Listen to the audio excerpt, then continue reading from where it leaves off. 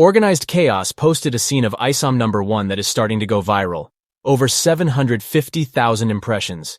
He says, "How to fail at a fight scene in your comic book."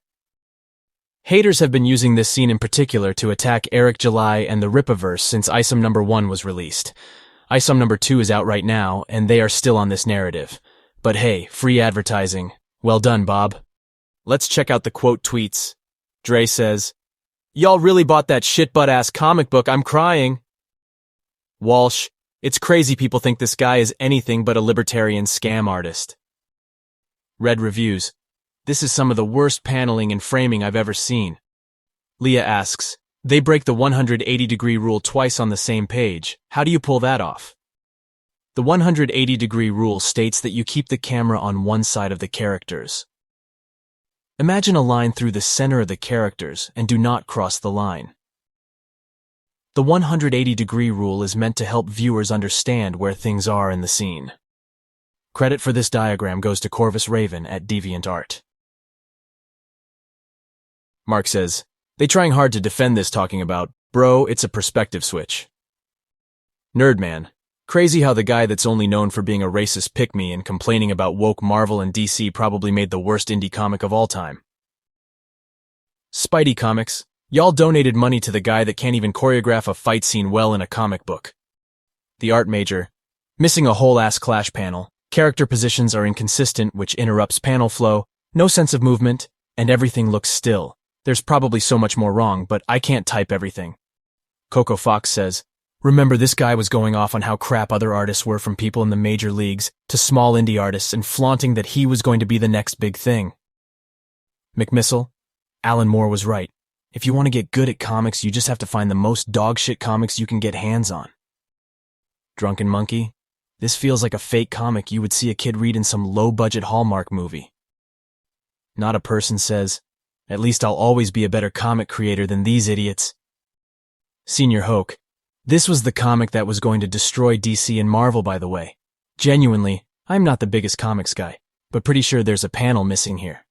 Tenji, "I know some 10-year-olds who can make better paneling than this shit."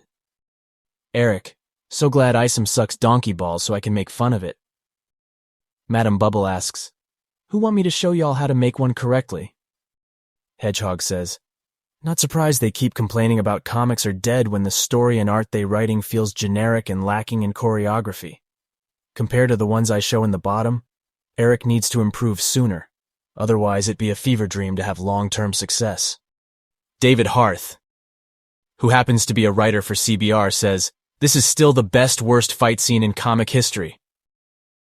Edwin, "He has to talk shit on everyone else in order to try and build himself up because he knows deep down he's a talentless hack. None of these grifters are any good. All their creative endeavors fall flat on their face and are quickly forgotten." Ray says, "It unironically flows better if you read it right to left like a manga." Luke, "Someone show them Akira Toriyama's paneling, bruh. They desperately need it." Bread, 180-degree rule completely out the window." Zoar, "Red hoodie guy teleported like 3 times. FootClan Reject blocks anyone who defends it." Pat says, "I didn't think it was possible to break the 360-degree rule in comics, but here we are." Will, "The entire book is paced like crap to fill out 80 pages. Scenes that can be done in a page with 8 panels are stretched out over 3 pages. Max, "The only way I kinda see it working is if you read it like a manga. But even then, it isn't that good." Gonzalez, "First, I thought it was meant to read as a manga because he skipped the impact. If you build up a punch, people are going to want the fucking punch." What? He was afraid people notice that he can't draw close-ups? Bucky says, "Miles Morales might be a woke token ripoff character, but you'll never see art this terrible in a Miles Morales comic. Ditto for story, dialogue, character development, and pacing. There is no level artistically on which this is challenging mainstream comics." Quarters wants to know if it was a printing error, and Benasing tells everyone that it's supposed to read like a manga.